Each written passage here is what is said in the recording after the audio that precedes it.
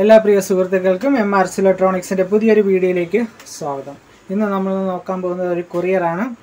Courier വന്നിരിക്കുന്നത് കട്ടപ്പന ഇടുക്കിയിൽ നിന്നാണ്. ഇതിൽ എഴുതിയിരിക്കുന്നത് Lloyd LED TV main PCB എന്നാണ് എഴുതിയിരിക്കുന്നത്. അപ്പോൾ ലോയ്ഡിൻ്റെ നോർമൽ LED TV PCB ആണ് ഇതിനകത്ത് സർവീസിന് വന്നിരിക്കുന്നത്. നമുക്ക് എന്താണെന്ന് നോക്കാം. ഇതിനകത്ത് ഇതിൻ്റെ കംപ്ലൈൻറ്റ് പറഞ്ഞിരിക്കുന്നതെന്ന് വെച്ച് കഴിഞ്ഞാൽ ഡെഡാണ് PCB. ഇതൊരു വലിയൊരു പാക്കറ്റിനകത്താണ് വന്നിരിക്കുന്നത്. പക്ഷെ ഒരു സാധനം ചെറിയ സാധനമാണ്. വളരെ നല്ല രീതിയിൽ പാക്ക് ചെയ്തിട്ടാണ്, ഡാമേജസ് ഒന്നും ഉണ്ടാകാത്ത രീതിയിൽ നല്ല രീതിയിൽ പാക്ക് ചെയ്തിട്ടാണ് വന്നിരിക്കുന്നത്.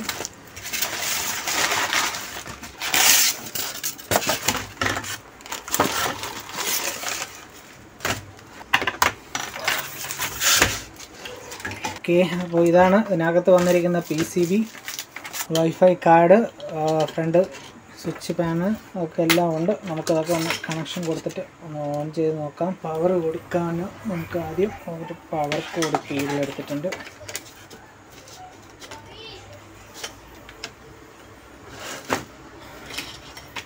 ഓക്കെ, ഇതാണ് ഇതിൻ്റെ സ്റ്റാൻഡ് ബൈ ലൈറ്റ് കത്തുന്ന സ്വിച്ച്. നമുക്ക് ഇത് സ്റ്റാൻഡ് ബൈ ലൈറ്റ് ഉണ്ടോ എന്ന് ആദ്യം ഒന്ന് ചെക്ക് ചെയ്ത് നോക്കാം.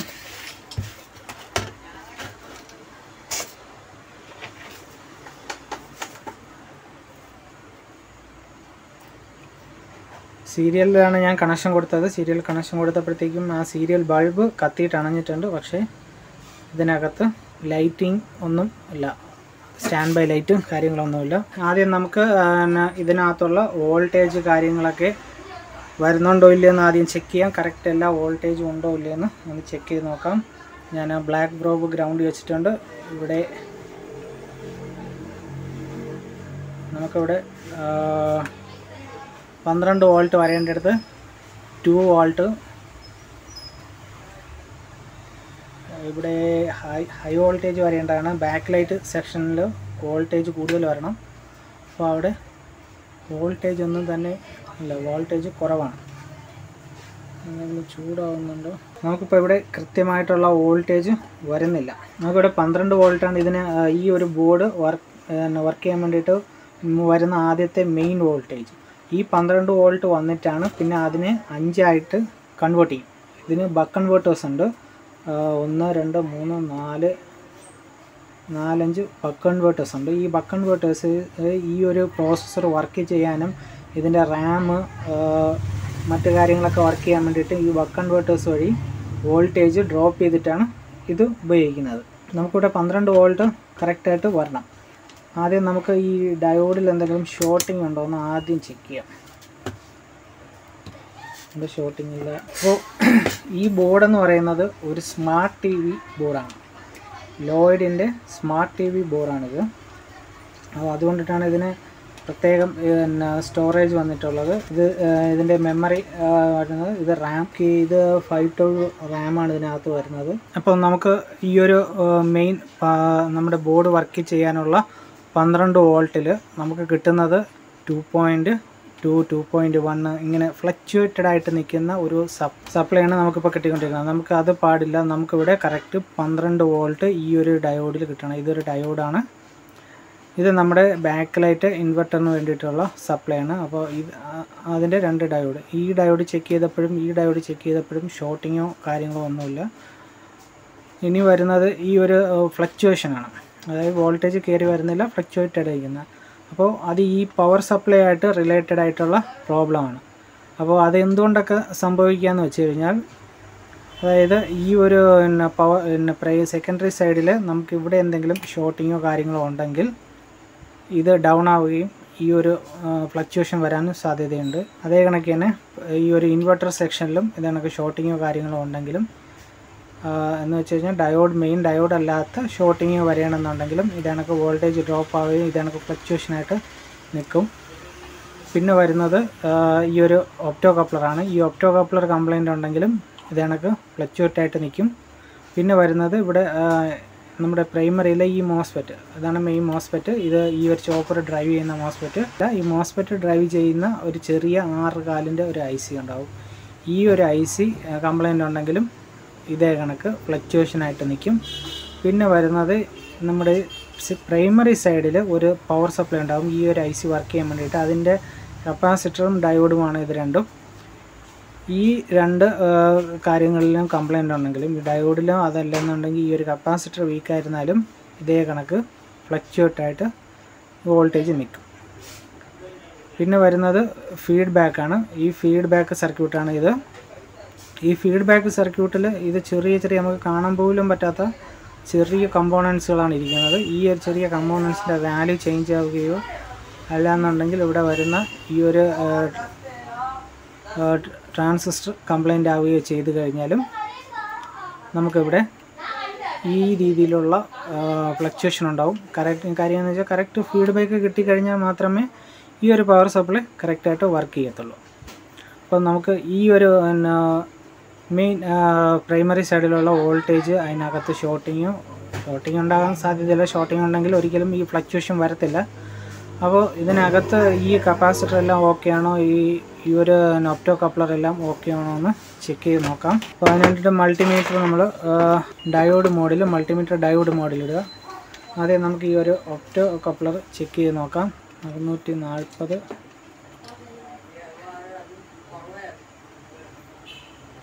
കയറിക്കോട്ടെ. ഓക്കെ, വലിയ കുഴപ്പമില്ലെന്ന് തോന്നുന്നു.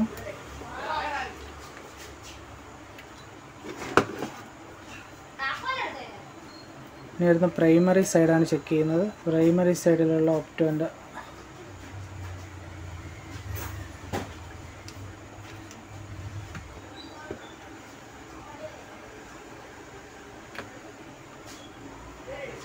ആ റീഡിങ് വന്നിട്ട് അങ്ങ് പോവുകയാണ് ചെയ്തത്. ഇനി ഇവിടുത്തെ ഡയോഡ്, ഈ ഡയോഡിൽ റീഡിങ് കാണിക്കുന്നില്ല. റീഡിങ് കാണിച്ചല്ലോ.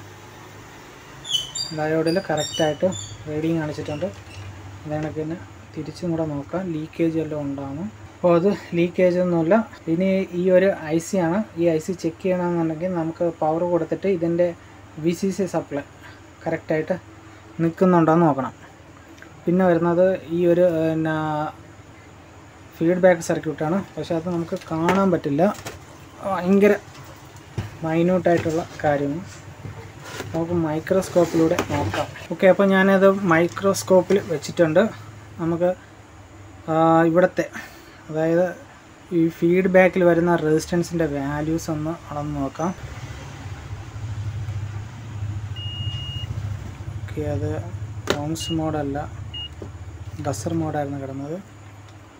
ഇപ്പോൾ ഓംസ് മോഡിൽ വെച്ചിട്ടുണ്ട്. ഇതിൻ്റെ വാല്യൂസ് ഒന്ന് ചെക്ക് ചെയ്ത് നോക്കാം. 3.7 ഗ്രാംസ് കാണിക്കുന്നുണ്ട്. ഇവിടെ 4.7, 4.8 അങ്ങനെ കയറി പോകുന്നുണ്ട്. ഇവിടെ കാണിക്കുന്നുണ്ട്. ഇവിടെ ഇനി നമുക്ക് ഒരു ഫീഡ്ബാക്ക് കൊടുക്കാൻ വേണ്ടിയിട്ട് നമുക്കിവിടെ ഒരു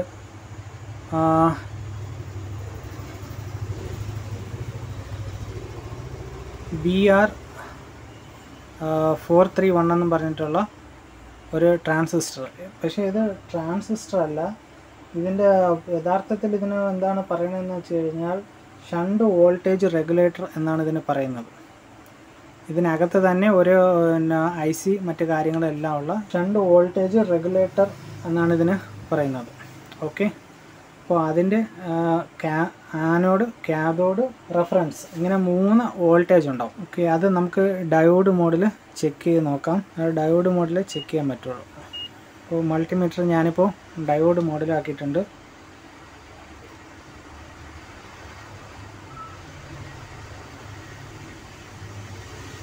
നമുക്കിപ്പോൾ എത്ര കിട്ടുന്നത്? 0.737. അത് കറക്റ്റ് റീഡിംഗ് ആണ്. അടുത്തതിൽ ഷോർട്ടിംഗ് ആണ് കാണിക്കുന്നത്. അതായത് 00. ഇവിടെ 00 അല്ല വരേണ്ടത്.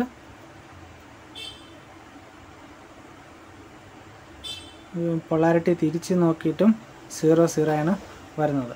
അപ്പോൾ ഈ ഒരു ട്രാൻസിസ്റ്റർ നമുക്കിതിനകത്തുനിന്ന് മാറ്റി വേറൊരെണ്ണം സെറ്റ് ചെയ്ത് നോക്കാം. അല്ലെങ്കിൽ അത് ഊരിയെടുത്തിട്ട് ഒന്ന് വെളിയിൽ വെച്ച് ചെക്ക് ചെയ്ത് നോക്കാം.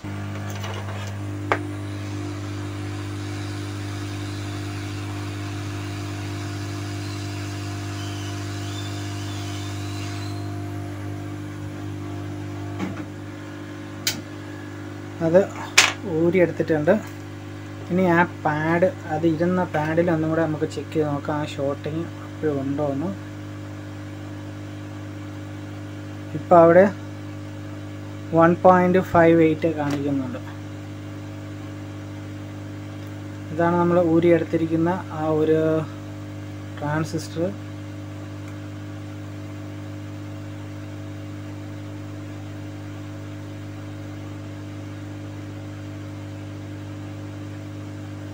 വെളിയിൽ വെച്ച് ചെക്ക് ചെയ്യുമ്പോഴത്തേക്കും ഈ ട്രാൻസിസ്റ്റർ ഷോർട്ടാണ്.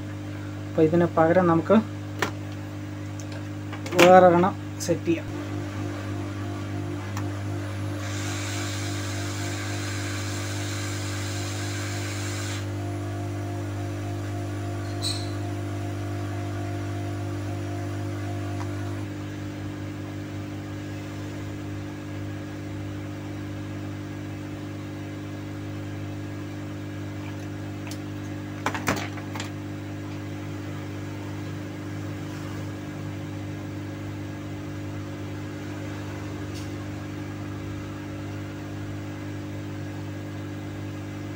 ഇനി നമുക്ക് ഡയോഡ് മോഡൽ ഒന്നുകൂടെ ചെക്ക് ചെയ്ത് നോക്കാം.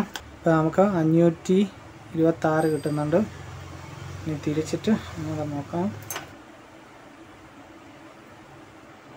ഇവിടെ ഇപ്പോൾ 1400 വന്നിട്ടുണ്ട്. ഓക്കെ, ഫ്ലക്സൊക്കെ ഒന്ന് ക്ലീൻ ചെയ്തിട്ട് നമുക്കിതൊന്ന് പവർ കൊടുത്തിട്ട് ആ 12 വോൾട്ട് കറക്റ്റായിട്ട് വരുന്നുണ്ടോ ഇല്ലയോ എന്ന് ചെക്ക് ചെയ്ത് നോക്കാം.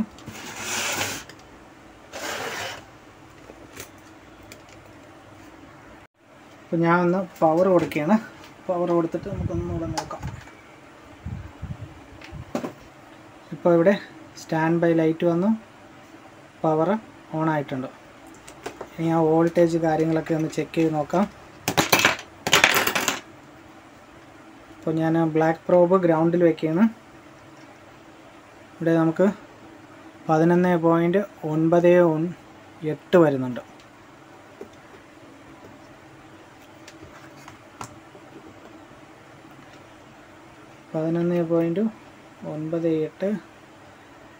ബാക്ക് ലൈറ്റ് വോൾട്ടേജ് നമുക്ക് ഇവിടെ 20 വോൾട്ടേജ് വരുന്നുണ്ട്.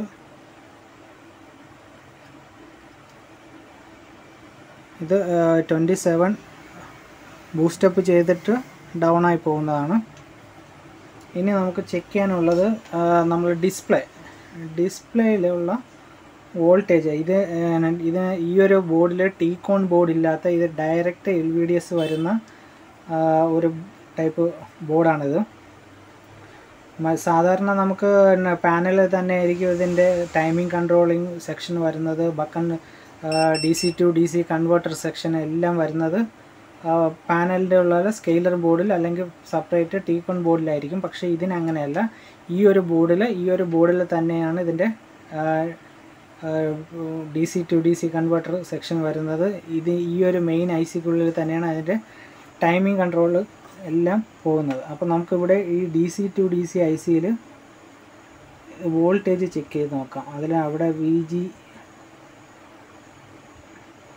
ഇത് AVDD വോൾട്ടേജാണ് ഈ കാണുന്നത്.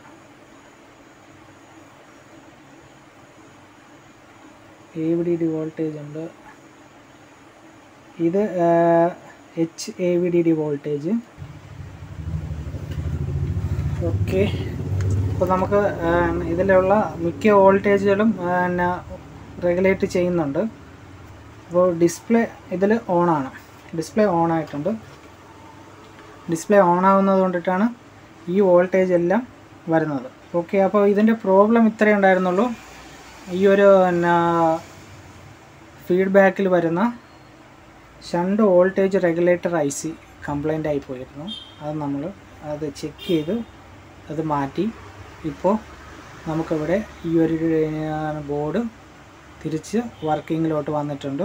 ഈ ഒരു ബോർഡിൻ്റെ വർക്ക് ഫുള്ള് കംപ്ലീറ്റ് ആയിട്ടുണ്ട്. ഒരു ഡിസ്പ്ലേയും വന്നിട്ടുണ്ട്. ബാക്ക് ലൈറ്റ് നമുക്ക് ഹൈയിൽ വന്നിട്ട് ലോയിലോട്ട് ഹൈ വോൾട്ടേജ് വന്ന് ഫീഡ്ബാക്ക് ഇല്ലാത്തതുകൊണ്ട് അത് ഷട്ട് ഡൗൺ ആയിട്ടുണ്ട്. അപ്പോൾ നമ്മുടെ ഈ വർക്ക് കംപ്ലീറ്റ് ആയിട്ടുണ്ട്. ഈ ഒരു വർക്കിൻ്റെ കാര്യങ്ങളൊക്കെ ചെക്ക് ചെയ്ത കാര്യങ്ങളൊക്കെ മനസ്സിലായെന്ന് ഞാൻ വിചാരിക്കുന്നു. അപ്പോൾ ഈ വീഡിയോയിൽ ഇത്രയേ ഉള്ളൂ. നമുക്കൊരു അടുത്തൊരു വീഡിയോ ആയിട്ട് കാണാം. നിങ്ങൾ ആദ്യമായിട്ടാണ് എൻ്റെ ചാനൽ കാണുന്നതെന്നുണ്ടെങ്കിൽ എൻ്റെ ചാനൽ സബ്സ്ക്രൈബ് ചെയ്യുക, ലൈക്ക് ചെയ്യുക, ഷെയർ ചെയ്യുക. Thank you for watching my videos. By.